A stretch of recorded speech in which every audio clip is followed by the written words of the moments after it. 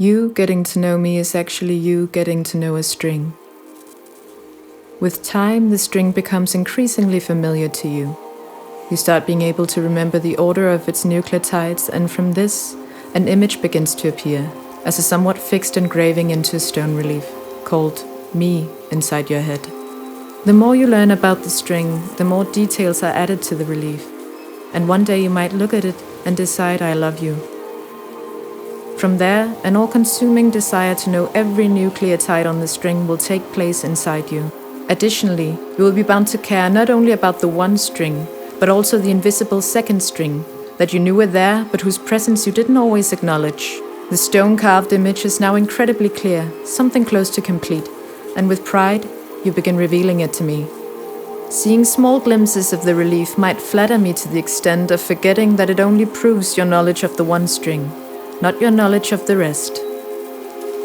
And you, all caught up in this love which you channel through your obsession with the string, might start to believe that this string is me in my entirety. That the nucleotide order of the second string is simply a mirrored repetition of what can already be read by you in that first one. But you see, the second string is a bit of an enigmatic entity. It's hard to read and even harder to predict.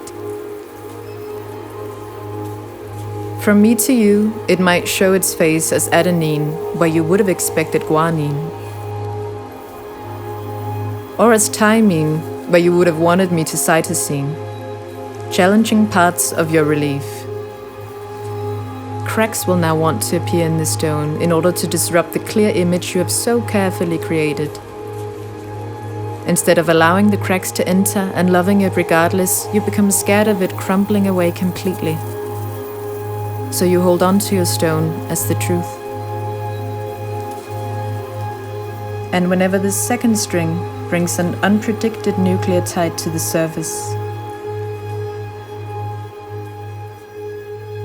you scare it away by shoving the carved image so far up my face that it blocks out everything else in my vision.